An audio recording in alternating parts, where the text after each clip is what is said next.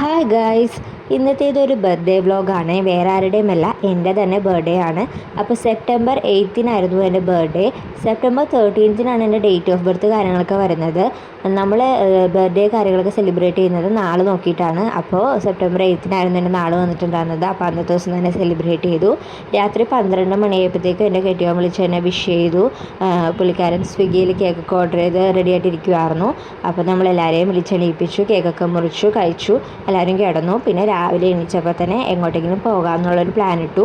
എവിടെ പോകും എന്ന് ആലോചിച്ചപ്പോഴത്തേക്കും തൃപ്പൂണിത്തുറയിൽ അത്തനഗർ നടപ്പുണ്ടല്ലോ, അപ്പോൾ അങ്ങോട്ടേക്ക് പോകാമെന്ന് വെച്ചാൽ അവിടെ എത്തിയപ്പോഴത്തേക്കും അതൊക്കെ അഴിച്ചു തുടങ്ങിയിട്ടുണ്ടായിരുന്നു. പിന്നെ അവിടെ നിന്ന് നമ്മൾ മാപ്പ് നോക്കിയിട്ടൊരു സ്പോട്ട് കണ്ടുപിടിക്കുക തന്നെയാണ് ചെയ്തിട്ടുണ്ടായിരുന്നത്.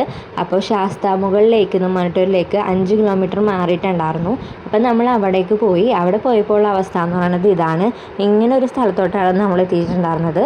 എനിക്ക് തോന്നുന്നത് ഇതായിരിക്കില്ല ഇതിൻ്റെ എക്സാക്റ്റ് എൻട്രി എന്ന് തോന്നുന്നു. കാരണം നമ്മൾ മാപ്പിൽ നോക്കിയപ്പോൾ ഒരുപാട് പേര് ഈ വെള്ളത്തിലൊക്കെ ഇറങ്ങി കുളിക്കഴയൊക്കെ കണ്ടിട്ടുണ്ടായിരുന്നു. പക്ഷേ നമ്മൾ പോയ റൂട്ടിൽ പോയ വഴി കൂടെ പോയി കഴിഞ്ഞാൽ അങ്ങോട്ടേക്കൊന്നും ഇറങ്ങാൻ പറ്റണില്ല.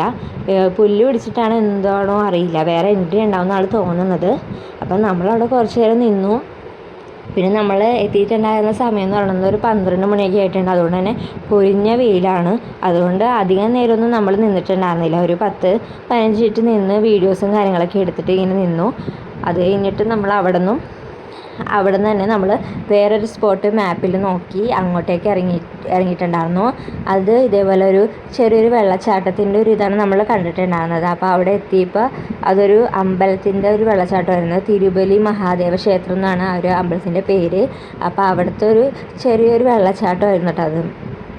പിന്നെ അവിടെ കുറേ ഇൻസ്ട്രക്ഷൻസും കാര്യങ്ങളൊക്കെ ഉണ്ട്. കാരണം അമ്പലത്തിൽ വന്നവർ മാത്രമല്ല, ഈ സ്ഥലം കാണാനും കുറേ പേർ അവിടെ വരുന്നുണ്ട്. അപ്പോൾ അതുകൊണ്ട് തന്നെ കുറച്ച് ഇൻസ്ട്രക്ഷൻസും കാര്യങ്ങളൊക്കെ ഈ വരുന്നവർക്ക് അവിടെ എഴുതിയിട്ടുണ്ട് ഒരു ബോർഡിൽ. പിന്നെ നമ്മൾ അവിടെ ചെന്നു, അവിടെയും കുറച്ച് നേരം ഇരുന്നു. പിന്നെ ഈ ഒരു സ്ഥലത്ത് നല്ല തണുപ്പും കാര്യങ്ങളും ഉണ്ടായിരുന്നു. കാരണം ഫുള്ള് റബ്ബർ തോട്ടവും കുറേ മരങ്ങളൊക്കെ ഉണ്ടായിരുന്നു. അതുകൊണ്ട് തന്നെ നമുക്കധികം വെയിൽ അനുഭവപ്പെട്ടില്ല. അതുകൊണ്ട് നമ്മൾ കുറച്ചധികം നേരം ഇവിടെ ഇരുന്നു. അപ്പോൾ ഇന്നത്തെ വീഡിയോ ഇത്രയേ ഉള്ളൂ. വീഡിയോ ഇഷ്ടപ്പെട്ടിട്ടുണ്ടെങ്കിൽ എല്ലാവരും ലൈക്ക് ചെയ്യുക, ഷെയർ ചെയ്യുക, സബ്സ്ക്രൈബ് ചെയ്യുക. അടുത്തൊരു വീഡിയോ ആയിട്ട് കാണുന്നവരെയും ബൈ ഫ്രണ്ട്സ്.